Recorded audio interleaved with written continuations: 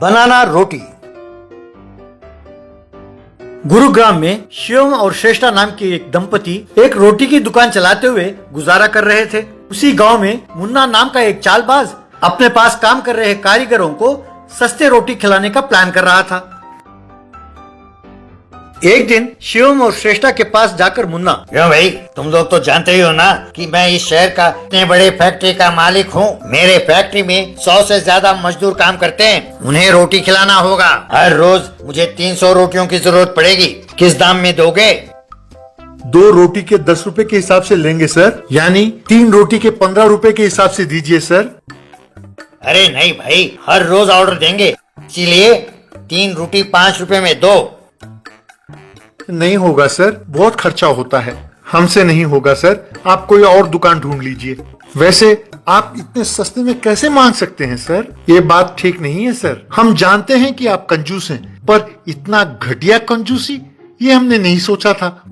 हे शिवम, जरा सोच समझ के बात करो। मैं बैडमैन हूँ। अगर मेरा दिमाग घूम गया, ना तुम रहोगे ना तुम्हारी ये दुकान। कहकर धमकाकर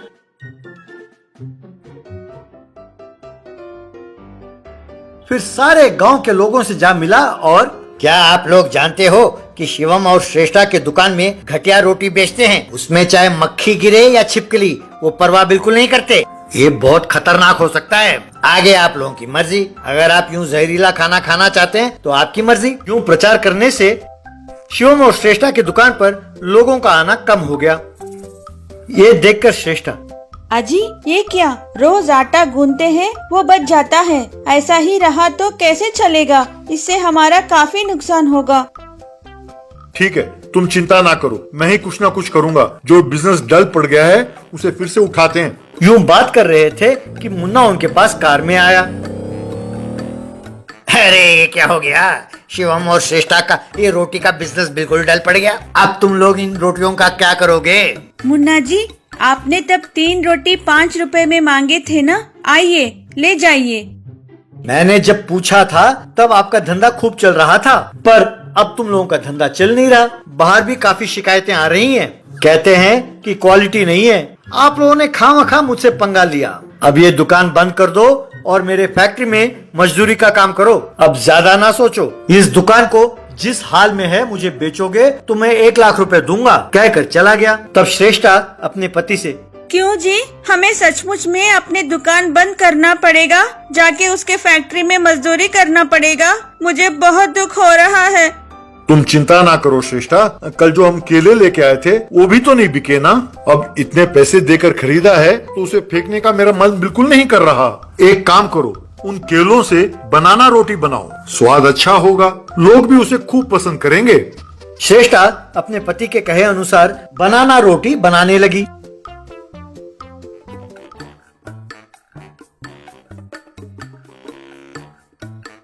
स्वाद बढ़िया होने के कारण वो खूब बिकने लगे।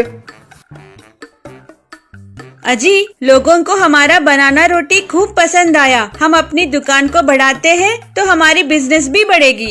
यूं सोचकर वो अपने बिजनेस को फ्रेंचाइजी मॉडल में देने लगे। इस तरह बहुत जल्द ही उन्होंने खूब पैसे कमाए और एक बड़ी गाड़ी भी खरीदी। उस कार में मुन्ना के पास जाकर शिवम, क्यों मुन्ना जी, आपका फैक्ट्री कैसा है? लोग चर्चा कर रहे थे कि आप बहुत जल्द इसे बंद करने वाले हैं। सुना है कि कोई इसे खरीदने आगे नहीं आ रहा। अगर आपको एतराज ना हो तो ये फैक्ट्री मैं ही खरीद लेता हूँ, वो भी सिंगल पेमेंट में। बोलिए, चेक कितने का काटूं? अरे सॉरी शिवम भाई, बस लालच में आकर पता नहीं क्या क्या कह बैठा आपके बारे में। मुझे माफ करें। आपका धंधा खराब करने के लिए मैं ही आपके बारे में अनशन बोलता रहता था। मुझे माफ करें। तब शिवम को उस पर तरस आया और उसे छोड़ दिया। Online salon barber. एक बड़े सिटी में एक बार्बर शॉप हुआ करता था। उसमें एक मोटा सा आदमी हुआ करता था। वो वहाँ का बार्बर था। उसका नाम सिकंदर है, लेकिन वो खुद को सीजर सिकंदर बुलाता था। वो उस दुकान पर आने वाले लोगों की कटिंग करता था। उसके घर पर कांच के सामने कई प्रकार के विग हुआ करते थे। रोज किसी एक को चुनकर सर पर पहनता था।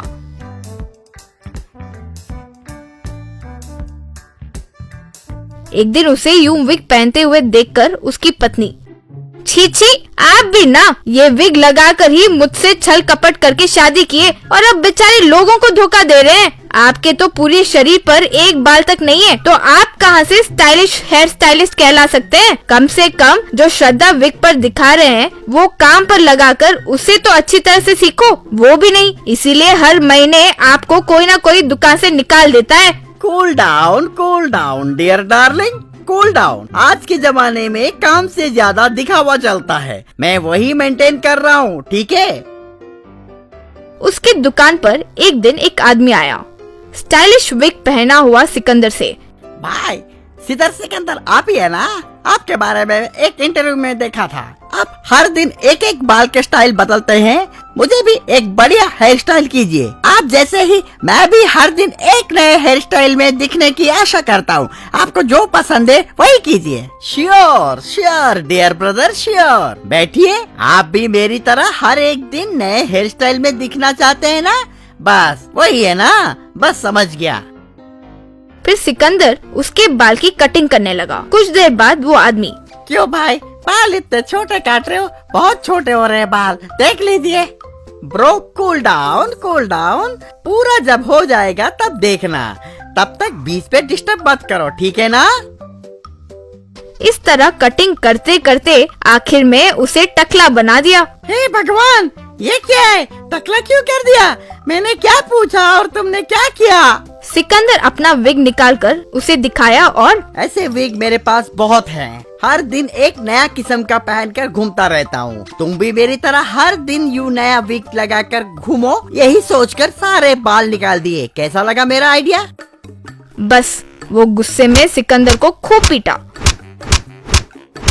एक दिन घर पर टीवी देख रहा सिकंदर, टीवी पर एंकर, वो भयंकर बीमारी किसी देश को नहीं छोड़ी और हमारे देश में भी आ घुसी है। उसी को मद्देनजर करते हुए 3 हफ्तों का लॉकडाउन की घोषणा की जाती है। कल से ऑफिस, दुकान, मॉल्स, हॉल्स सब बंद रखेंगे। लोग बाहर न आए, यूं पुलिस वाले कहते हुए धमका रहे हैं। वो सुनकर सिकंदर, बाप रे, ये सिर्फ 3 हफ्ते नहीं और बढ़ाने वाले हैं लगता है। अब से ऑनलाइन कटिंग कैसे करवाए ये कहते हुए पैसे कमाने होंगे। मेरे पास कौन सा आइडिया की कमी है, सोचा।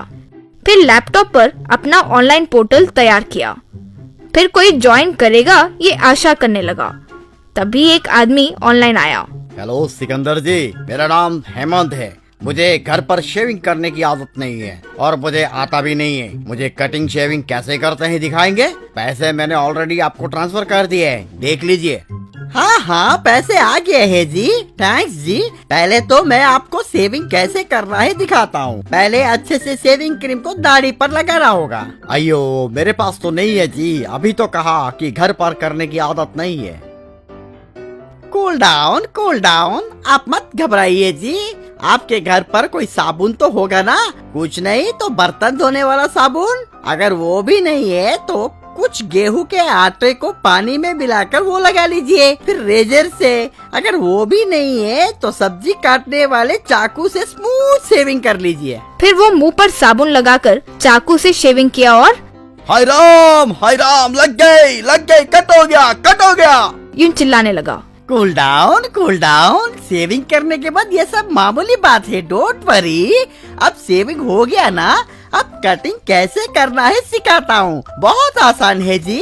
आपके घर पर कुल्हाड़ी या फिर बगीचे में काटने वाले बड़ी कैंची है तो लीजिए। वो फिर एक बड़े से कटर को लेकर आया। वो खुद की कटिंग करने की कोशिश कर रहा था। देखिए, लगता है आपको बहुत मुश्किल हो रही है। आपके घर पर कोई है तो उन्हें वहाँ ऊपर बैठकर कटिंग करने कह सकते हो। तब वो अपने बेटे को बुलाकर सिकंदर के कहे बातों को बताते हुए फोन उसे दिया।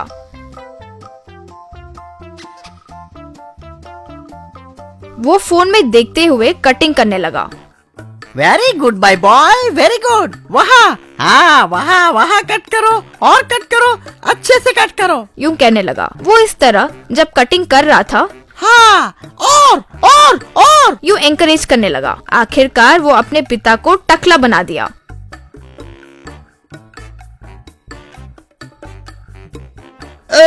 ये क्या रे? मेरे बेटे से मुझे टकला कराओगे? स्टाइल से कटिंग कराने की सोचा तो टकला बोलाओगे? कूल डाउन जी, ये लॉकडाउन में आपका मुंह कौन देखेगा जी? ऊपर से अब आपको 3 महीने मुझसे कोई काम भी नहीं पड़ेगी, इसलिए ऐसा प्लान किया। कैसा है जी आइडिया? ओके चलता हूँ जी, बाय, हैप्पी लॉकडाउन। बस हेमंत सर चकराकर नीचे गिर गया।